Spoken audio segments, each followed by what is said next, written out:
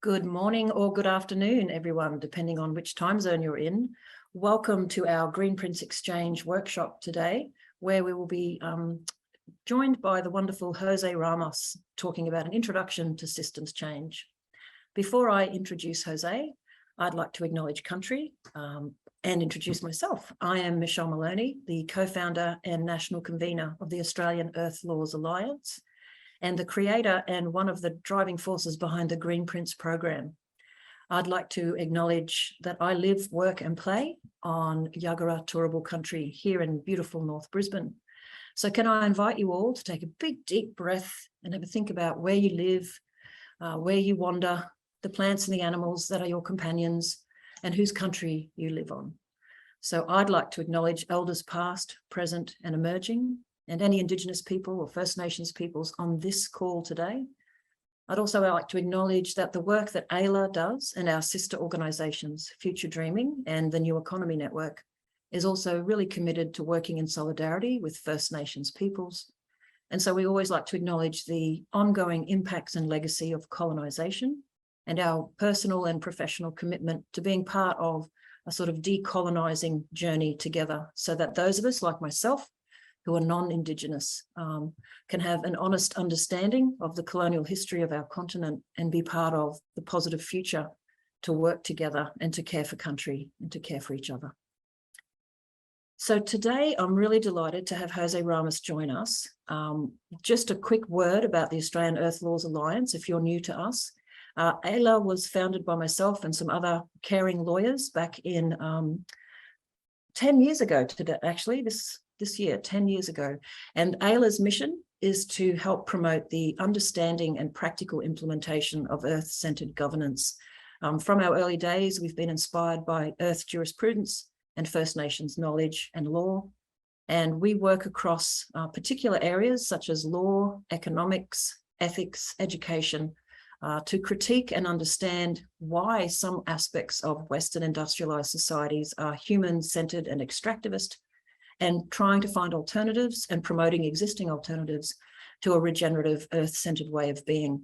That includes a wide range of work. So if anyone is new to AELA and is interested in our work, I might invite the wonderful Christina Myers, my colleague in AELA, to pop a few websites into the chat for you.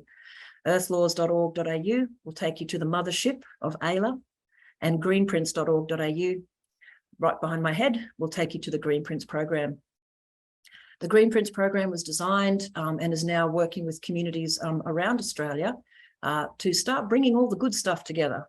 It's a step-by-step pathway to help folks connect to country and build and transform human activities so that they can be sympathetic and pattern themselves back into landscape and change our future to be climate adaptive, climate responsive, but also loving biodiversity and having thriving human economies.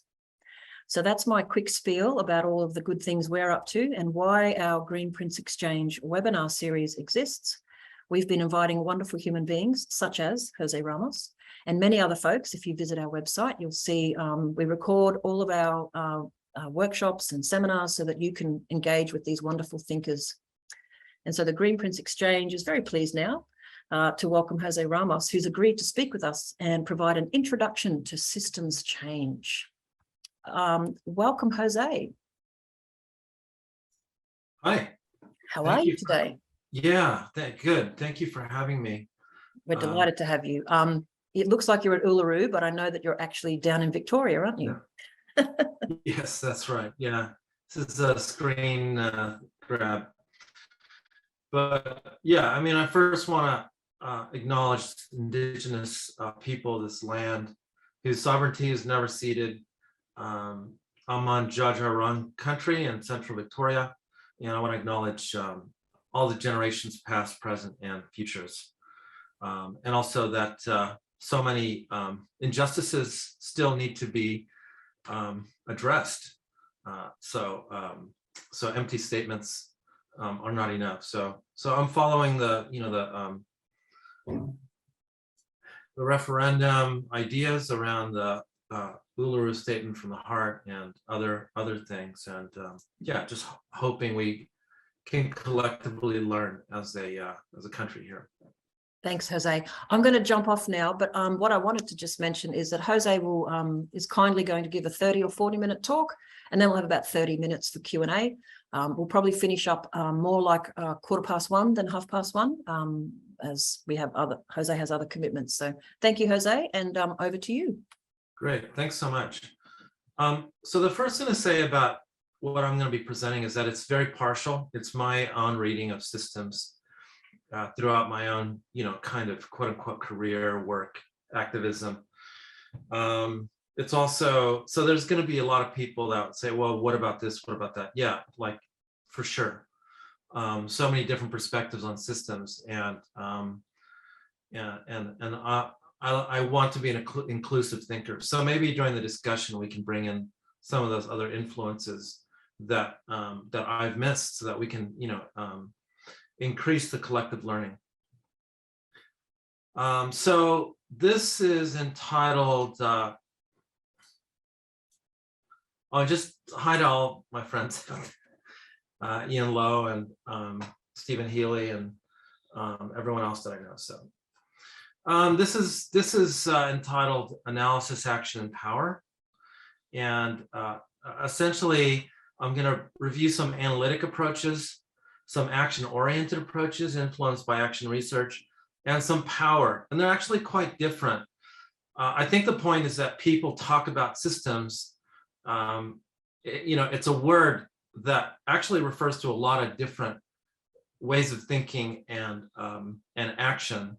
They are interrelated, but they're different. So the first idea is in general, what is systems? This is drawn from the Millennium Project.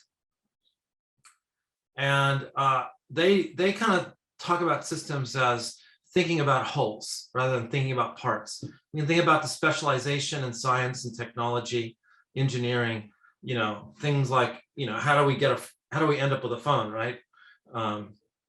Well, a lot of engineering, a lot of science went into that. Very much focus on specifics. Systems focuses on wholes. It's about interconnections. It sees causality as circular, that there's feedback processes in play. It doesn't see an observer as objective. The observer is subjective. We define systems by how we look. We put boundaries around the systems. There used to be a pretense that a system was something that was just outside us, but that has slowly dissolved over the decades. It's context. It's about context, it's about understanding what are the different elements that we're dealing with, and how do they impact things. There isn't just one truth, but actually multiple perspectives. We can see a society from different disciplinary viewpoints. An indigenous person's going to see Australian society very different than, a stockbroker on Collins Street in Melbourne. So how do we understand systems? Through multiple lenses. Externalities, right? The kind of modernist, dominant modernist view of the world in the 20th century saw things in silos, so didn't think about externalities. Now we can see, for example, we've been producing too many carbon emissions, right? That's an externality. So we can see that systems produce externalities. And then it's not always about problem solving. It's about untangling things. We live in an era of wicked problems, and you're not necessarily going to fix a wicked problem, but you're going to understand it better. You're going to find leverage points. We're gonna be able to untangle it to a certain extent.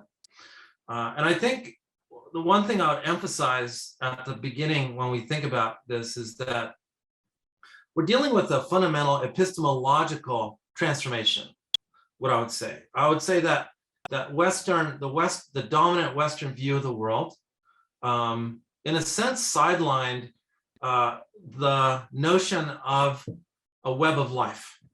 Most indigenous people around the world had the idea of a web of life. In fact, my dad, I'm partially indigenous from North America. And my dad used to talk to me about some of our indigenous ancestors and how they view the world, how they saw the world as interconnected. They saw the world as living, not as dead matter, but living. And if you know anything about indigenous ways of thinking, of course, very diverse space, but the web of life manifests itself. That idea manifests itself in many different iterations, and somehow the Western view and in other views segmented and broke that down and made that kind of a regressive way of thinking. Now that's being recovered within, and so the systems view has only really come back into in a sense of Western, within the Western context from, let's say, the late 60s and early 70s. As people like Ian Lowe, who's much more qualified than I am, was actually there when, people like Donella Meadows and friends were doing that deep systems thinking about the world systems. So I think it's really important both to say, this is a big epistemological shift that we're experiencing, and we're right in the middle of it. I think it from a Western context started maybe in the, like I said, the early 70s, late 60s, but it's taken a while. It's now become dominant. Like if you do a PhD today, you're just expected to think systemically and to use some kind of systemic lens. So we've actually moved from kind of the margins in that Western context to the mainstream, but it still hasn't penetrated the iron walls of government and capitalist institutions, unfortunately. But we are definitely the barbarians at the gate, so they better watch out. Okay, so what I'm going to talk about today is really the analytic, action-oriented, and systems of power. These three different sort of ways of thinking about systems. So to start with the analytic, we have a few different examples here. I'll quickly go through Panarchy, soft systems, systems dynamics, three horizons of change, VSM. Panarchy is a school that it actually is across a couple of different continents in North America and Australia. Lance Gunderson, Buzz Holling wrote a book called Panarchy. They were informed by the complex adaptive systems literature, and there was already a lot of work. For example, the Santa Fe Institute in the United States really were kind of groundbreakers in kind of systems thinking, but more from a technical point of view. And they looked at ecosystems and they tried to model ecosystems. For example, how forests change, and they were able to basically, they came up with this kind of framework for how a forest, how a particular ecosystem might change. Basically moves from a very conservative mode that species have built up and interconnections are very thick.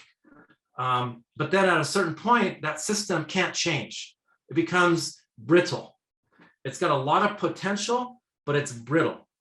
And we can think about Australian forests in 2018, right? We hadn't been managing them well. We weren't doing enough burning. Fuel builds up within these systems.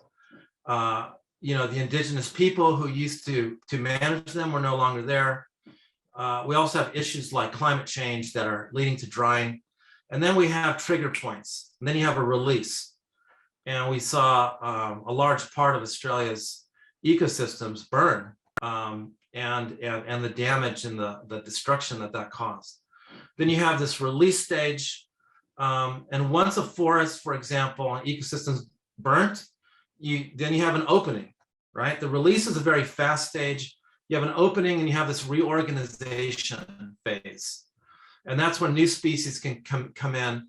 They might exploit niches that they weren't able to exploit before because the system was so interconnected. And they apply this model to different ecosystems, and they also apply it to particular. They even apply it a little bit to some social situations, and also the interface between human governance and this process. I think that's one of the most important sort of things to think about is what is the intersection between that human governance. If we don't understand these cycles, and we're really trying to intelligently manage, when we're trying to manage ecosystems, we're going to be tripping over our own feet. We need to understand what are the dynamics within ecosystems.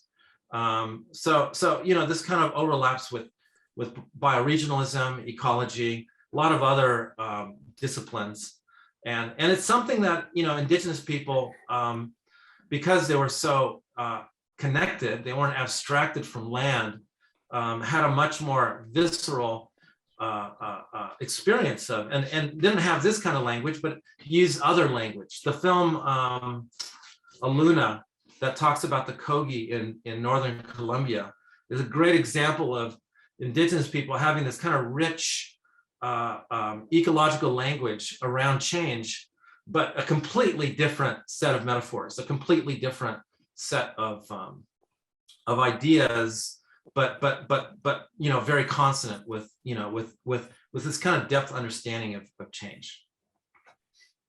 Another perspective is simply a modeling perspective. So Peter Checklin developed soft systems methodology, and it really was just a way of mapping a system.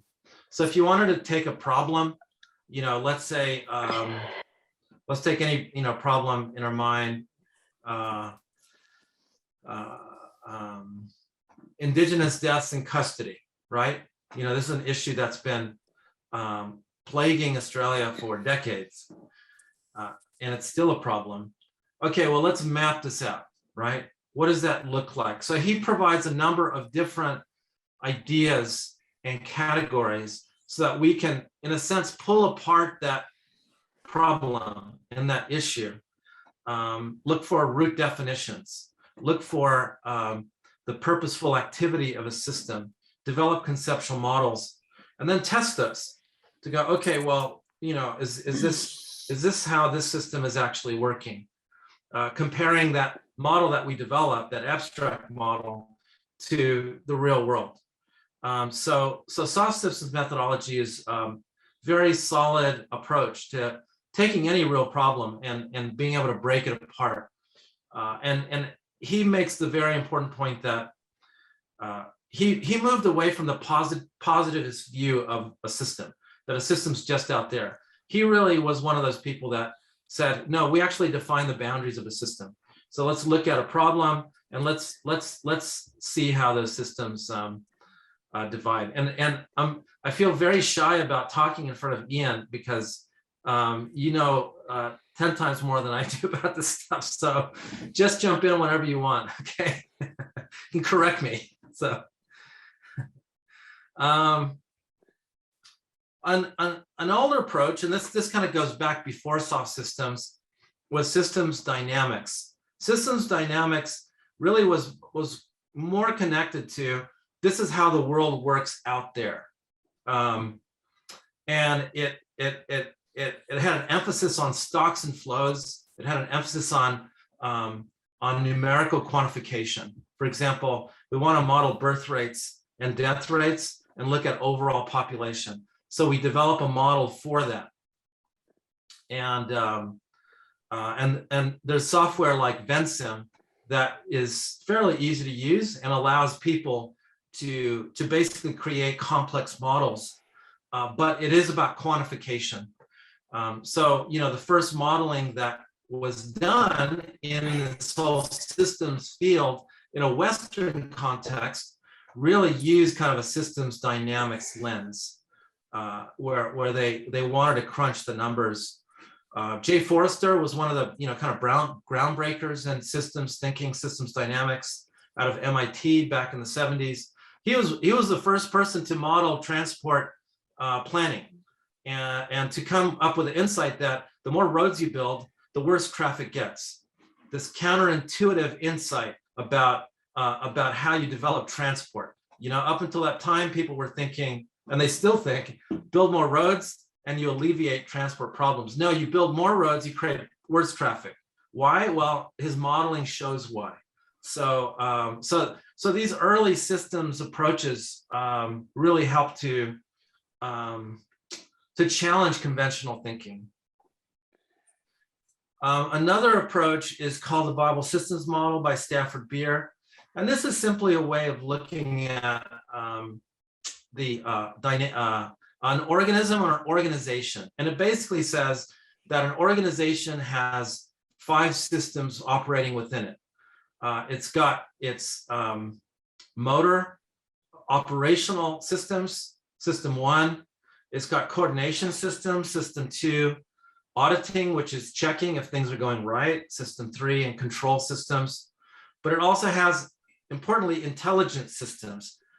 What does the environment look like? How is the world changing? And it's got identity systems, which is, who am I? Who are we? What is our purpose? What is our identity? The point that he was trying to make is that a lot of organizations will have strength in a couple, but they'll be missing 1 or 2, right? You can have an intelligence organization, you can have an organization that has great intelligence, but they don't have a strong sense of direction. They don't have a strong sense of purpose. They're kind of lost, right?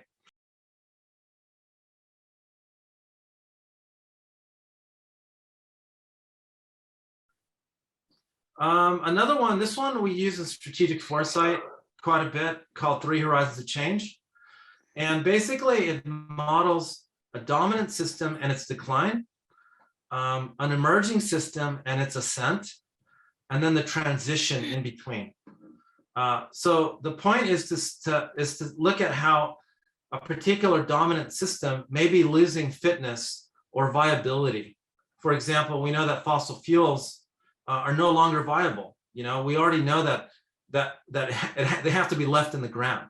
So the whole industry around fossil fuels, in a sense, is a legacy industry without a future. If it does have a future, we might be in trouble. We probably will be in trouble, right? So it has to be a legacy. So that's a dominant system. You map how that system declines. You have emerging systems. If we're thinking about energy, we're talking about maybe steady state economics. We're thinking about renewable energy. We're thinking about distributed energy systems. We're thinking about a whole number of things. And then we ask, how might that system emerge into something that is dominant over time in the future? And then we look at the in-between. How do we transition from one to the other? So it's basically a modeling approach that helps us to think about transitions. What are the big transitions that we're faced with in our contemporary societies? So just going to finish here this little section with really thinking about limits to growth. They published in 1972. This is going to be a kind of ridiculous paraphrasing, but in general, they saw that they called it the standard run. The standard run is everything keeps on going the way that it's been going. And they said, if we continue with the standard run, industrial output, population increase, then we would have a serious crisis between somewhere between 2030 and 2050. Serious global ecological economic crisis. So we're actually seeing that. It was very prescient. They did a lot of modeling. They did a lot of number crunching to get there. And they had other scenarios. What's really important is that they didn't say, okay, we're screwed. They actually modeled, they tweaked a few of those assumptions and said, okay, well, what if population went down? What if industrial output changed? What if we had a steady state industrial kind of approach? So that showed different futures.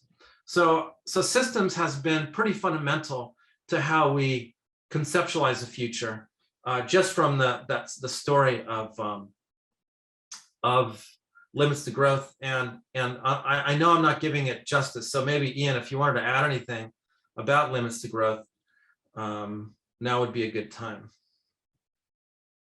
The only comment I'd make, Jose, is that they're right on the money. Dr. Graham Turner of CSIRO has compared the standard well model with the data from 1972 to 2020.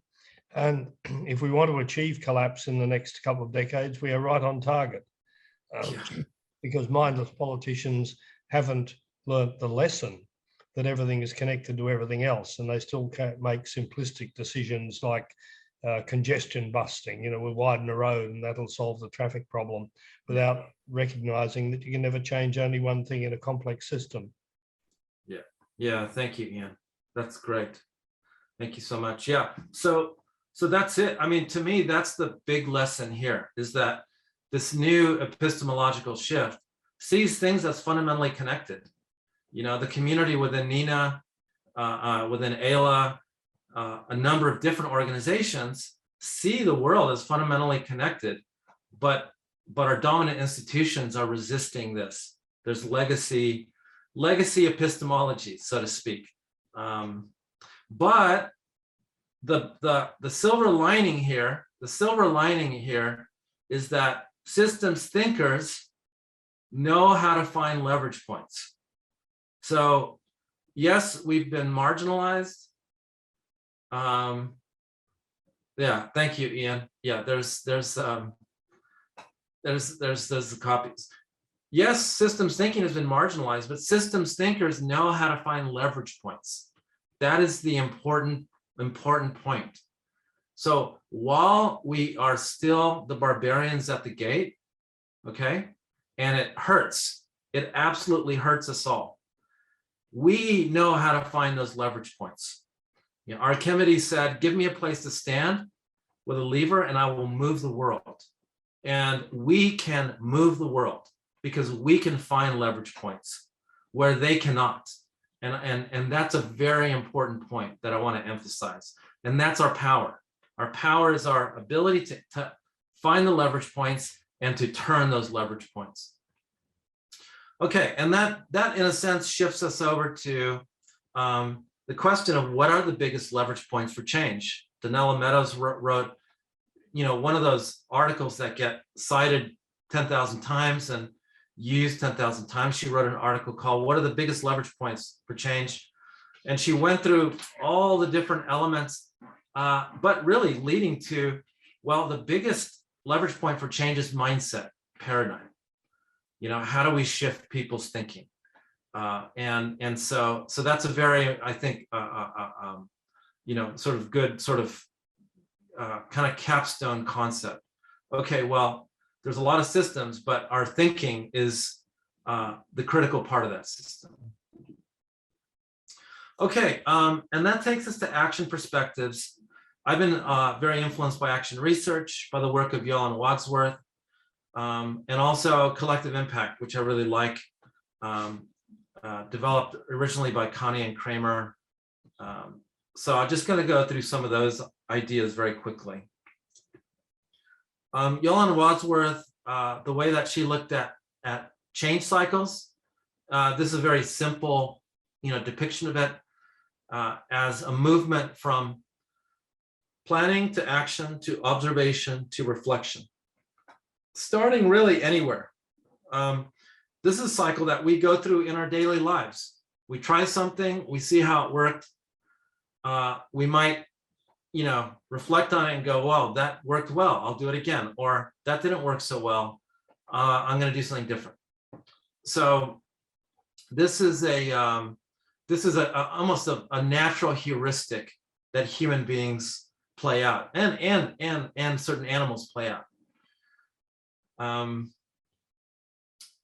There's that expression quoted, I think, stupidity is doing the same thing again and again, or insanity is doing the same thing again and again, expecting a different result. So this speaks to that, right? If we try something and we observe, okay, well, it didn't work so well, we got to try something different. So it's about experimentation. It's about the ability to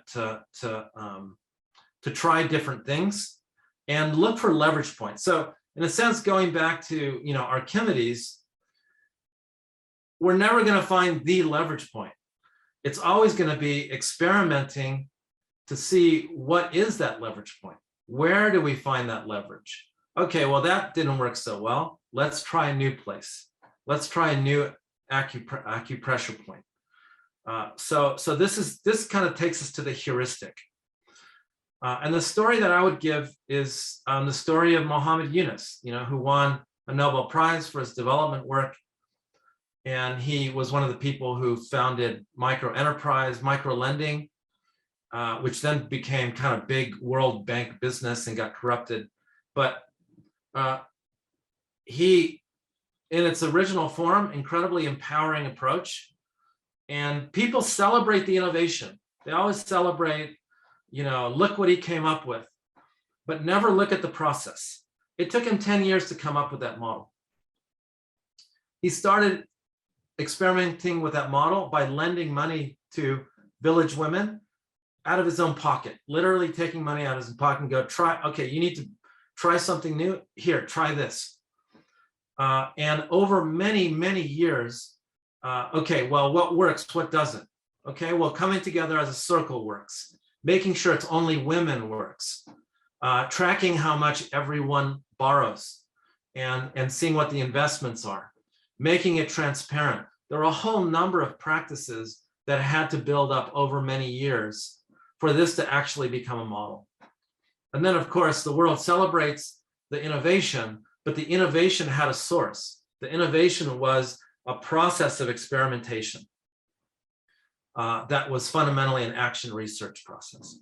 So, it's for me, this is an important story to say, focus on the process, not necessarily the outcome. If we want to create change, we can't just jump to what is the big thing. We actually have to find a methodology to try new things and to see what works.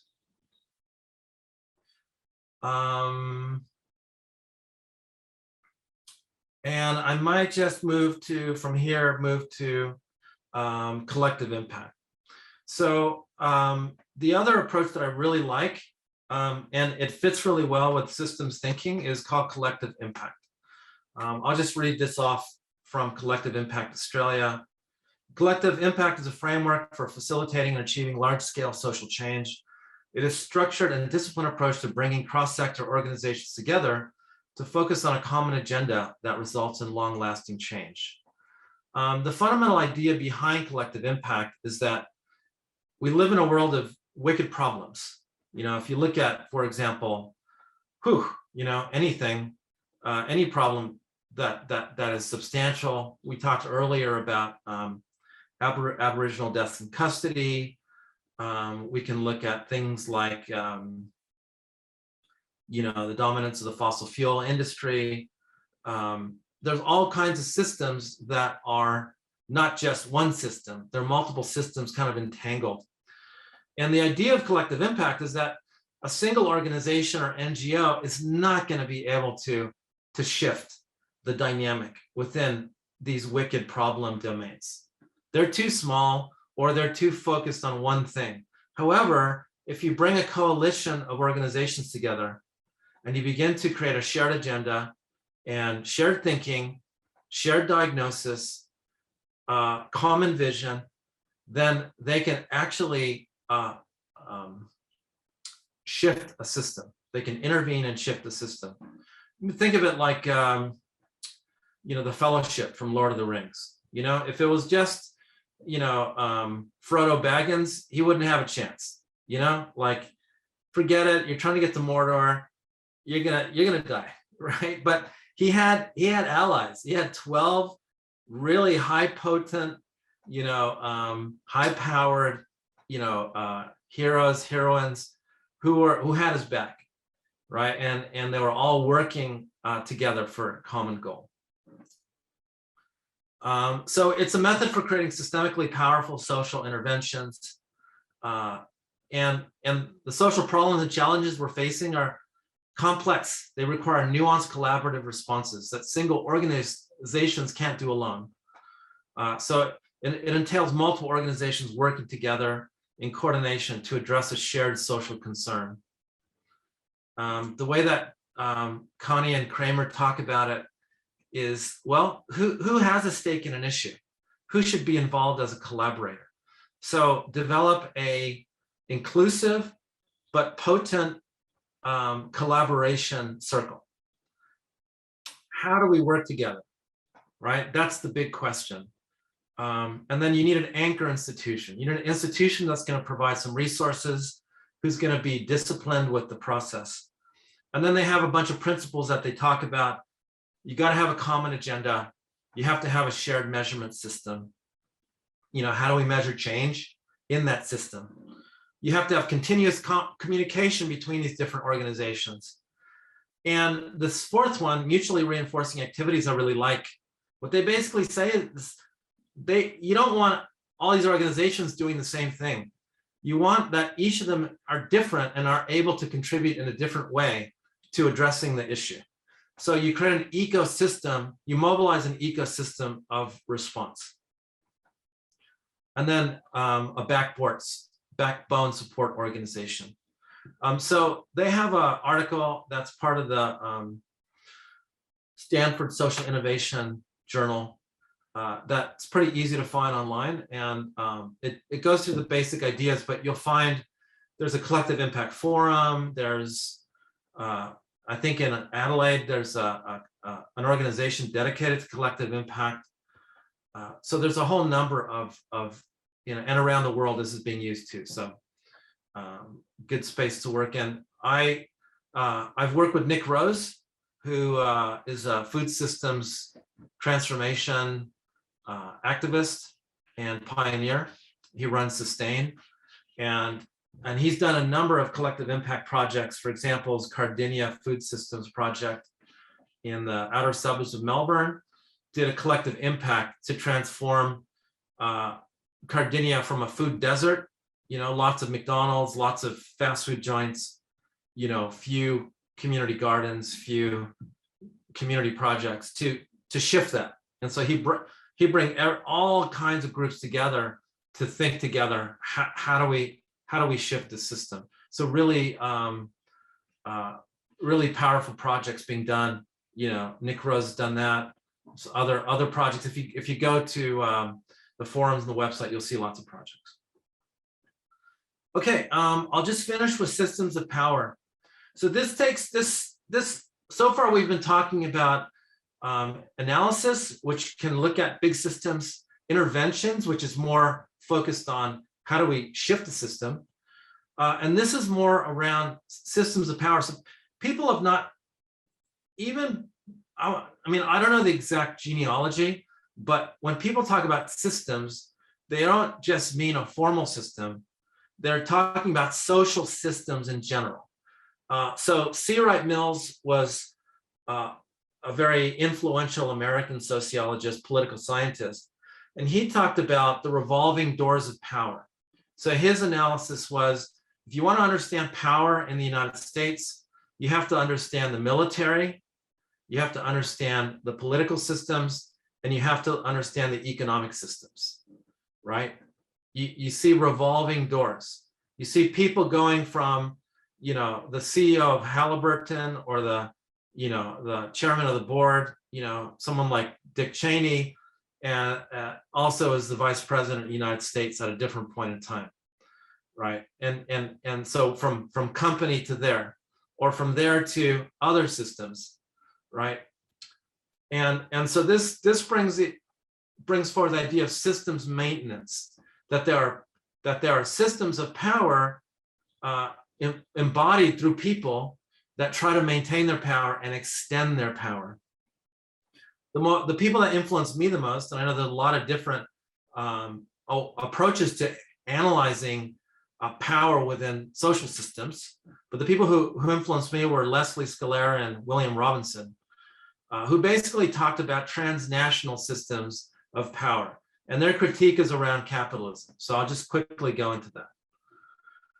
So they talked about capitalist globalization as encompassing three domains of power: economic, cultural, and political. In the economic domain, it's transnational corporations and their interests, and the sort of short-term profit orientation that they go after.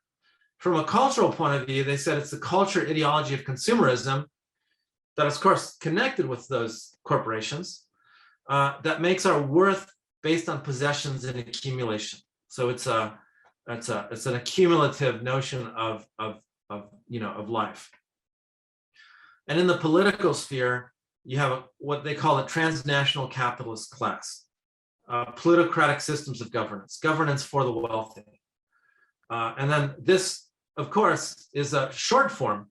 Jeffrey Winters, another great political scientist, wrote an incredible book on oligarchy, in which he analyzed oligarchies around the world. He basically argued that most countries are oligarchies. The United States is an oligarchy, China's an oligarchy, Russia's an oligarchy, Indonesia's an oligarchy. They're just different types of oligarchies. Even former President Jimmy Carter talked about his own country as an oligarchy. So these are the systems of power that they analyze. And then when alternative globalization or development thinkers talk about systems of power, they can also think in these structural terms. So for example, David Korten, who wrote several great critiques of capitalism, this is how he saw alternative systems of power. In the economic sphere, we need local living economies, fair share taxation, democratizing workplaces. In the cultural sphere, we need post-patriarchal feminine leadership, narratives of an earth community, and culture that enhances spiritual inquiry. And in the political sphere, we need democratizing structures of governance. We need participatory open media, precautionary policymaking. So this gives us a structure of thinking about power, both in its problematic kind of manifestation, but also in its transformative manifestation. I developed a Fishbone approach to analyzing power based on these three categories of culture and economy and politics. The Fishbone idea is that you have dominant power at the top, and then you have marginal power at the bottom. So for example, after the 9/11 attack on the Twin Towers, you had a climate of fear. You had desire for 9/11 retribution. That's really what George Bush Jr. Embodied from a cultural point of view. But you also had voices for no war, anti-war protests. I remember marching to, we went to Canberra and marched against both of those wars, Afghanistan and Iraq, back in 1993. In the economics sphere, we have the dominant power, economic power, oil, gas, coal, and then we have the economic power of renewable energy, the renewable energy sector, which is lower down. Now you would say that that's shifted more, right? The economic power of oil, gas, and coal has receded, and the renewables have increased, right? So this changes. If we look at politics, the neoliberal Washington consensus was very strong up until probably the GFC, probably 2010. And then you had many detractors, ultra globalization, World Social Forum, Occupy movement, who had less power. And so the way that I analyze this in terms of systems of power is that you have culture, politics, and economics. You have a dominant neoliberal capitalist globalization that tries to reinforce its own power using these synergies between culture, politics, and economics. You have a reformist level. The reformist level tends to want to address symptoms. They're like your big charities, World Vision, et cetera, but they will never really voice a strong critique to the degradative political economy that we live in. And then you have what we might call counter-hegemonic dissident voices who are really trying to bring about more transformation. We can see this from a whole number of different points of view. When we look at, and here I'm going to bring back terrible traumatic memories for you, Ian, and others. But the Howard government's carbon policy. The greenhouse mafia, they named themselves that. I think that was a book by, I forgot his name, but he wrote the book Scorcher, talked about how the whole industry called themselves the greenhouse mafia, influenced Howard government policy to really disable action on climate change back in the late 80s, right? And early 90s. And what we see is reciprocation of value. So power will try to reinforce itself by reciprocating action values. Of course, you had the Commission for the Future here, who was voicing something different. John Howard was trying to lock out the scientific community out of the policy process during that time because they had stuck their nose into that. Russ Resource super rent tax, right? So a very good idea. Mining companies didn't like it. They launched an ad campaign, so they're going to influence culture. That ends up down here. And it has an influence on popular opinion. It destabilizes him and his own party. I know there were other reasons as well. And Rudd loses consent to govern in his own party. I couldn't believe how long that ad campaign ran. It ran for like a month and a half. It was unprecedented. It was virtually an attack on Australia's psyche. It was phenomenal. Constantly linking the blokey guy or gal to miners. That's our history. That's who we are. Messing with our identity, right? This is our identity. They were doing a Systems 5 intervention. If you think about, Stafford Beer and the viable systems model. And then Gillard's Green Left Alliance, she enacts a carbon tax, but then that gets attacked, ceaseless attacks by the Murdoch media on her character, and poor perception of labor because of infighting. Abbott drives conservative skepticism. So we've seen a lot of these pain points. I know we're beyond that now. We're in a different situation. And then oligarchic wealth defense. When we look at, I really recommend Jeffrey's book on oligarchy. And he basically talks about it as wealth defense systems. So you have your oligarchic power, extreme wealth, and then that'll be used to fund, they use the big four consulting firms to help them navigate the tax avoidance systems. And then you foster laws that allow wealth defense, that allow accumulation. And then, of course, in the cultural sphere, it's good if you have a cult of the billionaire. You celebrate the billionaire. They're geniuses. They did this, they did that, as opposed to, actually, they got a lot of government subsidies and that helped them get to where they are, right? That's a different narrative. So, so the narrative around oligarchy is quite important. And then the other last thing to say here is that we live in a transnational space of neoliberal capitalist accumulation that influences national spaces. So it's important to understand that at an international level, we have global solidarities. The World Social Forum was a global solidarity. The Occupy movement was global solidarity. And then we have national manifestations of that. So there are multiple scales in these kinds of synchronizations and solidarities. So I'll just end with one point, which is our great advantage over our detractors and adversaries is that we think in a new way, in a relational way, in a subtle way, seeing interconnections and seeing the possibilities within these interconnections. We are burdened with the emotional toll of knowing that we are our ecosystems, we are our soils, our waters, and are connected with myriad species in a web of life.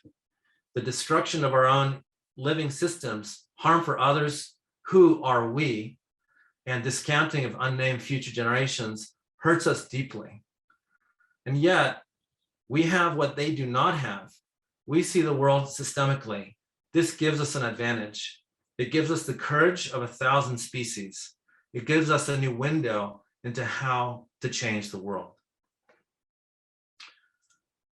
And then there's people coming together in that understanding of who we are as interconnected beings. So thank you very much for giving me the platform.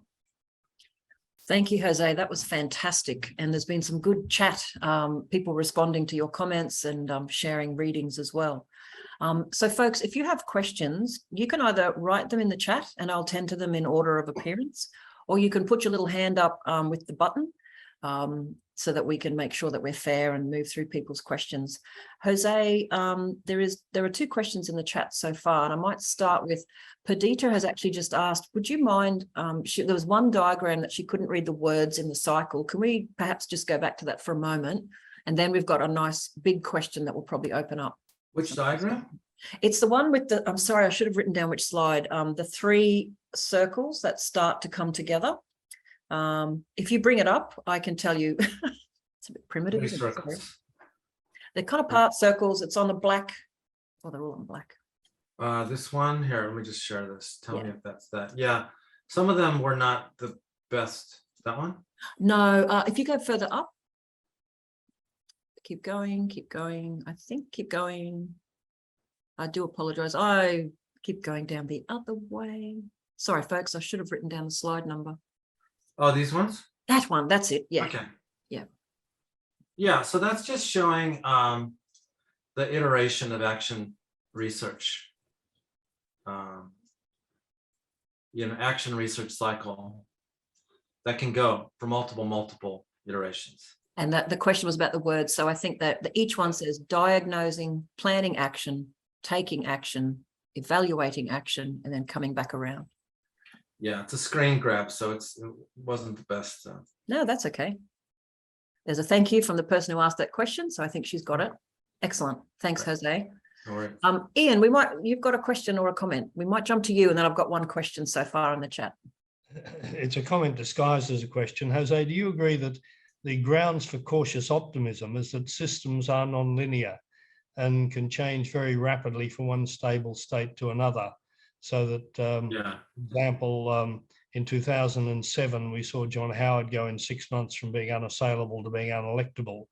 And more recently, we've seen electorates that have voted Liberal since they were formed, voting out Liberals and voting in Independents or Greens because it's all about climate change. And perhaps finally the penny dropping that we can't rely on the old technocratic approach of dominating nature. We have to recognize that we have to live in sympathy with and in conjunction with complex systems that we don't really understand. Yeah, no, here to everything that you said. Yeah, I agree completely.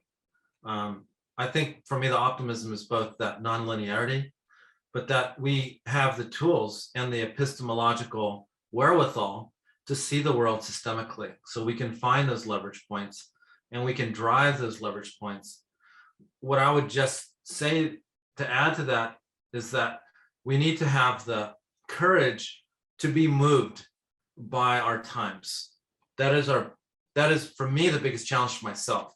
How am I moved by the challenges of today, and go courageously through that grief into action, pass through the grief into action.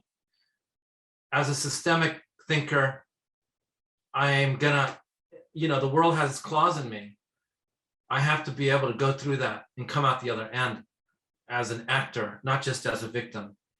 And so I think for me, it's about that emotional implication and how I travel that emotional implication, find those tipping points, find those leverage points, and find the non-linear change opportunities that you're talking about. Yeah. Thank you, Ian. It's so lovely to have you. Yeah. And that's what I was about to say. So lovely to see you, Ian. Yeah. We'll be seeing more of you. Actually, I'm about to invite you to a whole bunch of Earth Laws Month things, but we'll talk about that when I'm not harassing you. We've got some other lovely questions. So I'll unpin you, Ian, just to give you some privacy. Okay. So Jose, we've got a really good question here that I think a lot of people, it's on their minds. And the question is from Peter saying, okay, so given the persistence of current systems and their reluctance to change, how do we find those leverage points to accept and implement the necessary changes? And I actually link it. Karen has said, this kind of systems thinking has existed since the Cultural Revolution in the West in the 60s, yet we're still not the dominant force. So how do people suggest that the leverage points of mindset change can be achieved? Big question, Jose. Yeah, I think other people would have answers to that. That's my sense. Like I'm more the pointer than the answer, I would say. I think what my presentation does is point in a particular direction, but doesn't actually say, this is how we're going to necessarily do that. I'd say there's different scales involved. I'd love to hear how other people respond to that question about, given that this thinking in the West started in the 60s and 70s, how do we? I think Barbara is raising her hand and others. Sure, Barbara, would you like to share? Jose's indicated to you. You're on mute. You're on mute. You have to unmute. Yeah. Okay. Yeah, what I wanted to say is that I think it's in Australia right at the moment, we've got a crucial pivot point, which is the strong government response to the Uluru Statement from the Heart and the rising voice of First Nations intellectuals who are able to voice the key tenets of First Nations epistemology and talk back to the dominant epistemologies of Australia's university systems.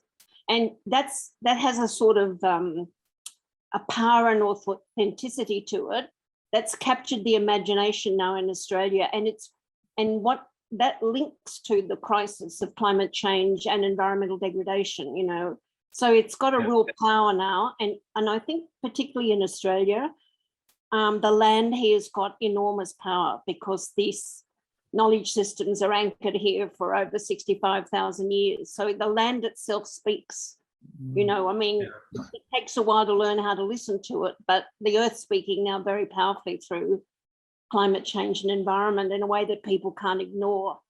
And the sort of dominant techno-optimism solution that previously prevailed is now being challenged by this idea of extractivism. And I think this idea of extractivism versus regenerative is extremely powerful in helping this shift in the mindset, particularly in such a strong mining culture like Australia. But even, the conversation around productivity is about extracting wealth, whether it's from people or technology or resources, instead of regenerating the whole. And I just think we're at a really strong point. And although it's not the dominant conversation, I think it's a sort of strong subterranean conversation that's gathering power and strength. And that's what gives me optimism. Thanks, Barbara. Thumbs up from Jose and a huge thumbs up from us too, Jose. Yeah. And I just quickly add that I really enjoyed Sand Talk by Tyson Yunkaporta, who many of us know, because I think he really is able to do that flip, that beautiful flip of, you've been gazing at me for the last several hundred years, making my culture look backward. Now I'm going to look at you through my lens. And it's so powerful, so incredibly powerful. And I just think that indigenous epistemology here, or epistemologies, is a great intervention that we can support. Absolutely. Thanks, Jose. And thanks, Barbara. I'll remove the pin.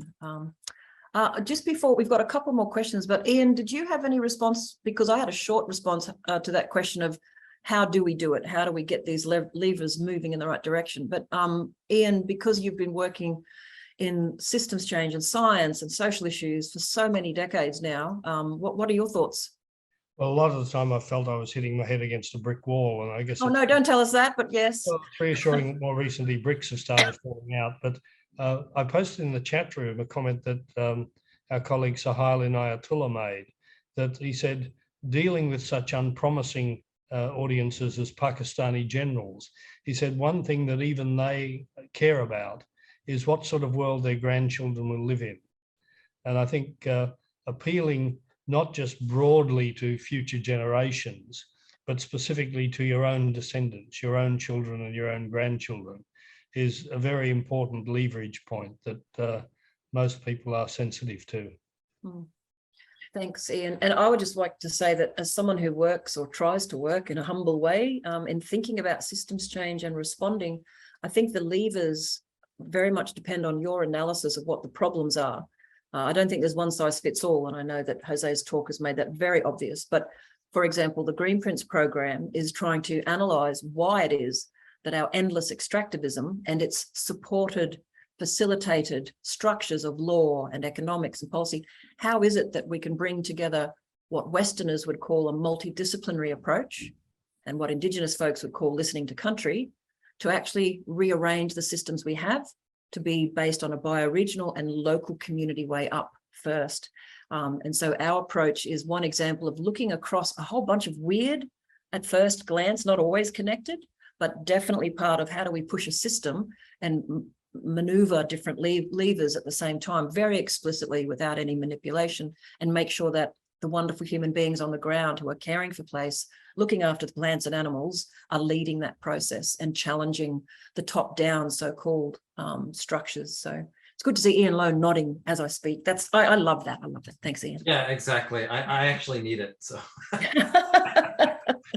thanks, give me lovely. validation. Yeah. We're all having a dodgy week, I think. There's been a lot going on. Thank you, lovelies. I'm just going to go back to the questions in the chat. And Peter, I see that you've got your hand up. I'll come to you in a moment if that's okay. Just remove the pin.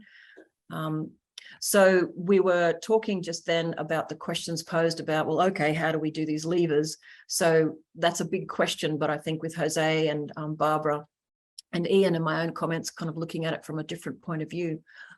Excuse me. I did just want to say, there's a lovely comment in here from Louise Crabtree Hayes, as Jose was talking about that. She put, so it's a balancing act between working to enact change and knowing it might not come in the form you expect. And I think that, I don't know what you think, Jose, but that's certainly been my experience trying to do systems change. Some things you deliberately do happen, and then other cool things happen. What's your take on that? Yeah. We got to be in for the long haul, and that means experimenting and trying things. Yep.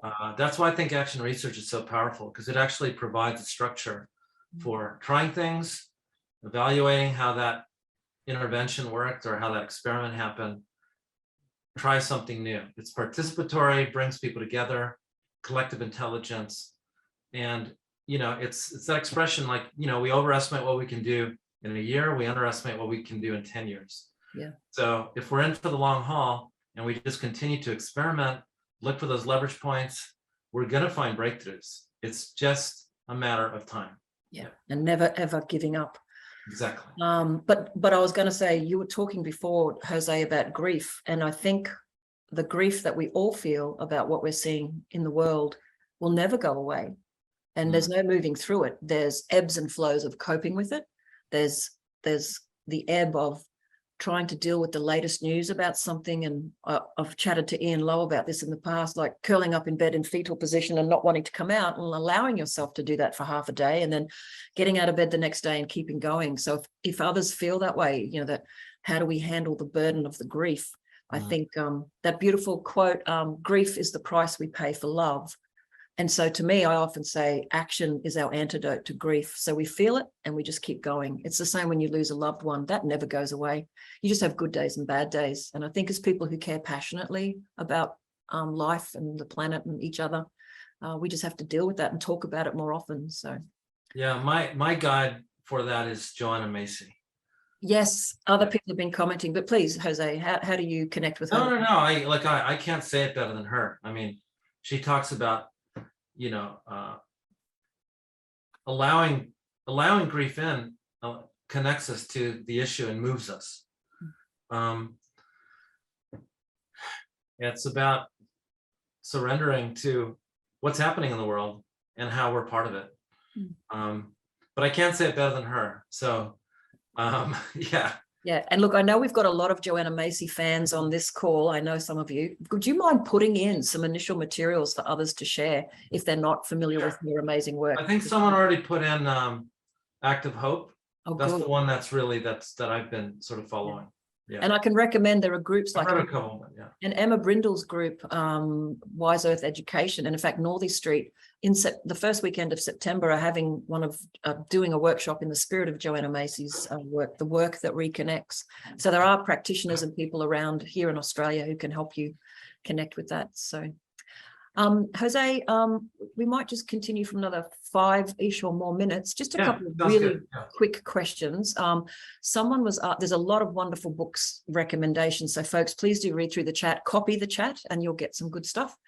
Someone was asking if they could please get a copy of your slides. So if you're happy to share that with me, we could put it on the Greenprints website. Thank you so much. That's very generous. Someone asked, who is the author of that book you mentioned on oligarchies? Yeah, that's Jeffrey Winters. Jeffrey Winters. Yeah. Okay. Sue also asked, who wrote that quote that we need to think in a new relational way? The last one. Yes, I think that was the last one. That's me. Oh, Jose Ramos. I wasn't quoting myself. I was quoting myself. That's fantastic. Good on you. Next time I'll put quotes and I'll put my name. Yeah. Alberto has asked a rather large question, which we may not have time for today, but he's put my questions about the policies about clearing land in Australia, advantages and disadvantages as a systems change example. Quick thoughts, Jose? Too big? Land in Australia, changing land? Land clearing. The land clearing policies of just tearing it down. Geez, I mean, again, all of this is context based. It's hard to come in and, you know, kind of, yeah, there's no pretending to be an expert in this. Yeah, some of these theories are going to be useful, and others are going to hit at different levels. You know, I think Panarchy would be useful from the point of view of looking at the living systems dimensions, how those ecosystems function. But then the systems of power view are going to allow you a lens into the human governance, and why is this happening, and who's benefiting from this, and what are the systems of power that are perpetuating that. That also needs to be looked at. From the action research side is, how do I untangle this? How do I intervene? So there are just these different systems level tools and ways of thinking that can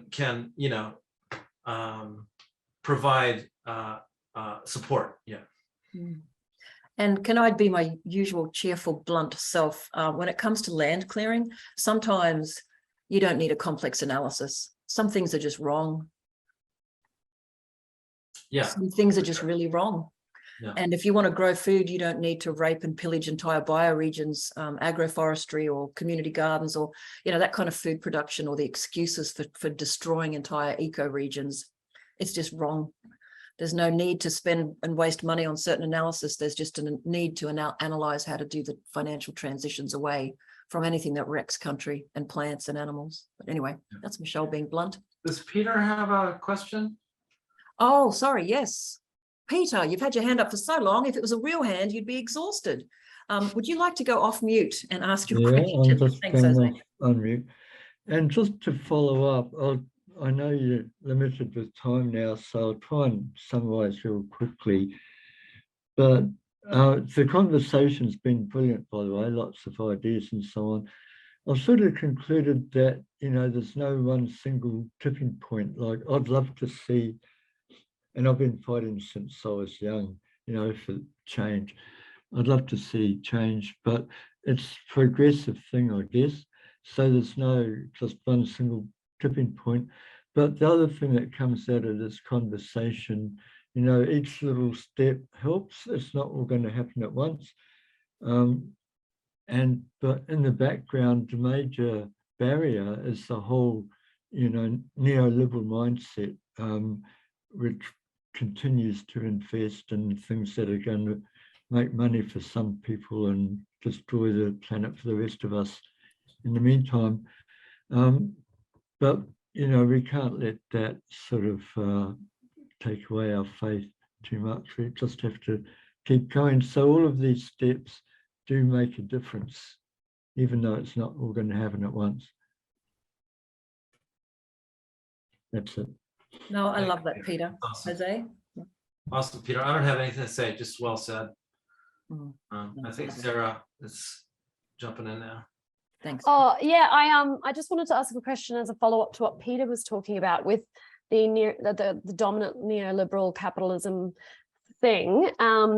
Because Jose, you had a graph that you showed at one point, which was the 3 horizons of change. And one of them was the neoliberal capitalism. I took a photo, so I'm just looking at it. And Yes. that seemed to be going down. It was like a red line that was going down. And I was wondering like where that came from and if it's like that was just a theory of someone's or if Yeah, that's that's a guy. There's a guy named Andy Hines. I'll put his name in. He's a futurist friend in the United States. Interesting guy. You know, he started off as a futurist working in companies like Dow Chemicals and others, and now he's exploring anti-capitalism and post-capitalism. So he's gone full circle. But I think I drew some of that from him. But it was just an example. Like I wasn't really that doesn't necessarily show. When you do a 3 horizons analysis, you get quite a lot of nuance. People are providing lots of different elements to analyze.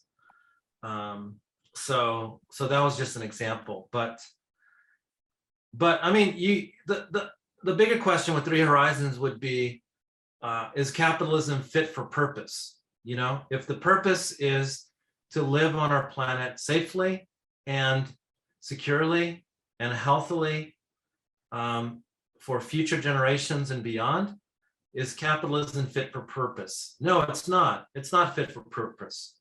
Too many externalities, too much harm, too much precarity, you know, so many, I don't even know where to start, right? So I think, you know, the big systems questions are, you know, these, what do we do? What do we do and how do we experiment? How do we create, you know, pockets of change within that? So, Thanks, Jose. yeah. Yep. No, I saw a couple of people nodding vehemently that capitalism is not fit for purpose. Never was, actually. But anyway, thank you very much. Andrew Gaines, if you're still on, yes. Andrew just wanted to make a quick comment about the whole leverage idea, which I think is really important. How do we use leverage? Where points? Where are they? Are you there, Andrew?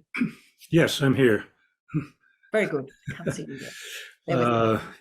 Yes, capitalism is incredibly destructive, and the culture by and large is devoted to it.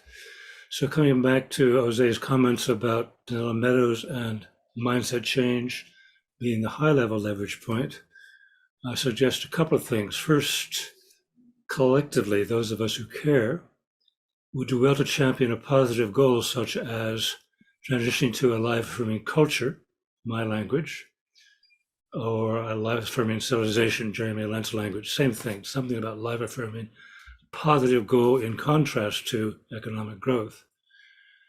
However, a goal isn't sufficient. A significant portion of the population has to come to terms with what's involved, which includes slowing the economy, taking care of nature, all that stuff we talk about. So then the question is, how might we reach a large portion of people? And the suggestion I would put forward is to inspire the members of the millions of groups that care to be citizen educators and give them tools for fairly quick conversations about systemic change and the dilemmas. Thanks, Andrew. And I think a lot of the groups like the climate networks do that very well, and there's many more opportunities for that. So thanks, Andrew. Look, I'm aware that we have to actually let Jose go.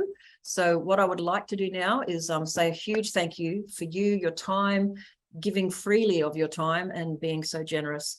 everyone's really enjoyed the session from the comments, and I know I certainly have too.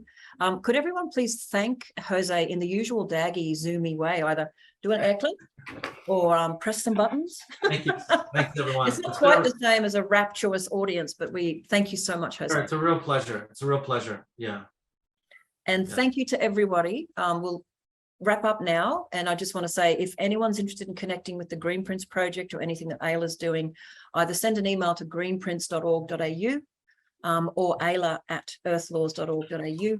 We've been doing a whole bunch of experiments with Greenprints, and next year we're going to be doing some really important work with 4 or 5 communities to start with, and anybody else who wants to roll up to be playing with systems change in as effective a way as possible. And I just want to give a plug for an awesome project we're part of, because Louise Crabtree-Hayes is on here. Lithgow and the Lithgow Hub, they've brought us in with as Greenprints, and it's all about developing and transforming Lithgow society to be caring for country and supporting each other. And it's really cool. So there's going to be a lot of really amazing weaving together of different people and initiatives, all the good stuff that's already out there coming together and getting even stronger. So please stay in touch with us. And thank you, Jose. We're very grateful for you. Thank you, everyone. Thanks, everybody. And thank you, Ian. Lovely to see you, our legend, our elder. Love you. See you soon, folks. Thank you, everybody.